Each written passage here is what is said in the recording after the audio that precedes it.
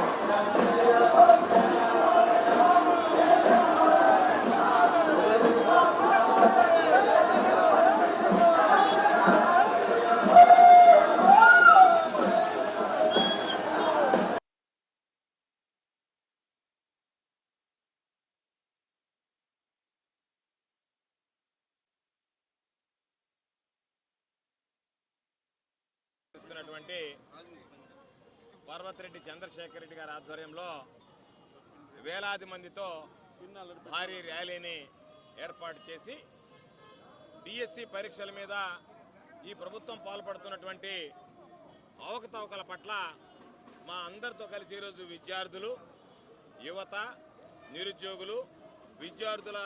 నిరుద్యోగులకు సంబంధించి డిఎస్సిలో అవకాశం కోల్పోయినటువంటి వాళ్ళ కుటుంబ సభ్యులు, సాధారణ ప్రజలు, మేధావులు, విద్యావంతులు అందరితో కలిసి ఈ కార్యక్రమాన్ని నిర్వహించడం జరిగింది. మేము వచ్చి ఈ కార్యక్రమాన్ని నిర్వహిస్తున్నాము అంటే చంద్రబాబు నాయుడు పీఠం కదిలిపోతుంది. చంద్రబాబు నాయుడు, లోకేష్ గజగజ వణికిపోతున్నారు. అందుకనే ప్రజల నుంచి వస్తున్నటువంటి స్పందన, ప్రజల్లో ఈ ప్రభుత్వం కుట్రతో, కుతంత్రాలతో, అవినీతి అక్రమాలతో డిఎస్సికి సంబంధించినటువంటి నిరుద్యోగులకి అన్యాయం చేసింది, వాళ్ళ ఆశల మీద నీళ్లు చల్లింది అని ఈ సమాజం ప్రధానంగా విశ్వసిస్తుంది. కాబట్టి దానిలో భాగంగానే ఈరోజు పెద్ద ఎత్తున స్వచ్ఛందంగా ప్రజలు కానీ, విద్యార్థులు కానీ, నిరుద్యోగులు కానీ డిఎస్సిలో అవకాశం వచ్చి ఈరోజు కోల్పోయినటువంటి వాళ్ళ కుటుంబ సభ్యులు కానీ అందరూ కూడా పాల్గొనడం జరిగింది. అయితే మేము గత కొద్ది రోజులుగా అనేక విషయాలు చెప్పాం. లోకేష్ రాజీనామాకు డిమాండ్ చేశాం. అదేవిధంగా దీని మీద సిబిఐ విచారణ జరిపించాలని చెప్పాం. వీటి మీద పేపర్ లీక్ అయింది. ఎక్కడైతే నీట్ పేపర్ లీక్ అయిందో దాని మీద కేంద్ర మంత్రి ధర్మేంద్ర ప్రధాన్ రాజీనామా చేశారు. మీరు కూడా బాధ్యత తీసుకొని రాజీనామా చేయండి, నైతిక విలువలకు కట్టుబడి అని చెప్పడం జరిగింది. మేము సిబిఐ విచారణ చేయించండి అని అంటే సిబిఐ క్లీన్ చిట్ ఇవ్వలే, నెల్లూరు నారాయణ క్లీన్ చిట్ ఇచ్చాడు. నాకు ఆశ్చర్యం ఏంటంటే ఆయన ఏమన్నా సిబిఐ డైరెక్టర్గా కూడా ఏమన్నా బాధ్యతలు తీసుకున్నాడేమో నాకు తెలియదు, ఆయన ఏమన్నా ఒక ఏజెన్సీ పెట్టుకున్నాడేమో నాకు తెలియదు.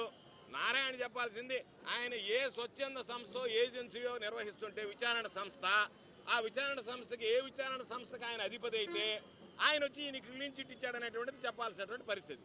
కాబట్టి నారాయణ క్లీన్ చిట్లతో పనిలే. నారాయణ లోకేష్కి క్లీన్ చిట్ ఇచ్చిన ఆయన్నే ప్రజలందరూ నారాయణ చెప్పినట్టుగా వినరు.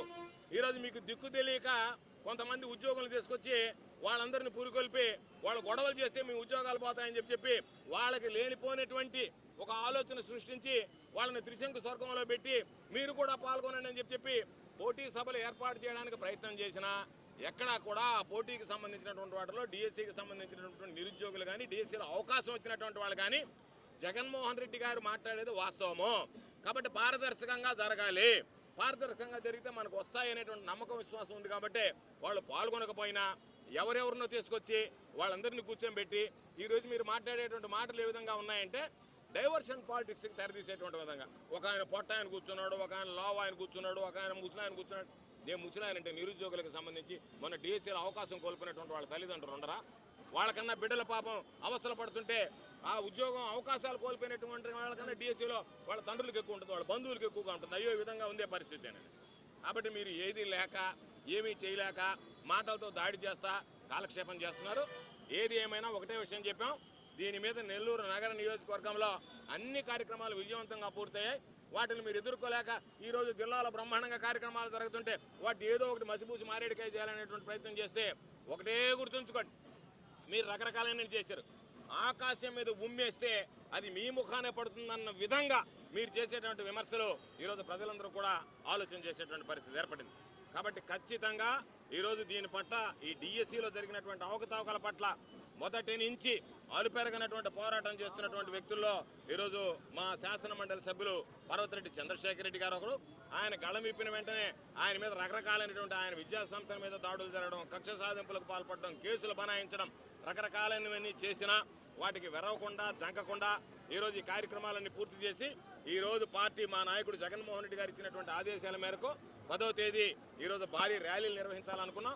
పోలీసులు అడ్డుకున్న పోలీసుల ఆంక్షలను లెక్క చేయకుండా వేలాదిగా తరలి వచ్చి ఈరోజు జగన్మోహన్ రెడ్డి గారి ఆదేశాలతో చంద్రశేఖర్ రెడ్డి పిలుపు మేరకు వేలాది మంది పాల్గొన్నటువంటి స్థానికంగా ఉన్నటువంటి నిరుద్యోగ యువత, అదేవిధంగా విద్యార్థులు, డిఎస్సిలో మోసపోయినటువంటి అభ్యర్థులు, ప్రజలు, వాళ్ళ కుటుంబ సభ్యులు అందరికీ కూడా పేరు పేరున హృదయపూర్వకమైనటువంటి ధన్యవాదాలు తెలియజేస్తూ తప్పనిసరిగా మా పోరాటం కొనసాగుతుంది అని చెప్పి మరొకసారి ఈ సందర్భంగా స్పష్టం చేస్తూ లోకేష్ రాజీనామా చేయాల్సిందే. సిబిఐ మీద విచారణ జరిపించేంత వరకు కూడా లోకేష్ రాజీనామా చేసేంత వరకు సిబిఐ విచారణ జరిగేంత వరకు వైఎస్ఆర్ కాంగ్రెస్ పార్టీ మా పోరాటం కొనసాగుతుంది అని చెప్పి ఈ సందర్భంగా తెలియజేస్తాం. చరిత్రలో ఇప్పుడు దాకా జరిగినటువంటి కొన్ని ఉద్యమాలలో ఈ డిఎస్సి ఉద్యమం కూడా ఒకటిగా చెప్పాలా.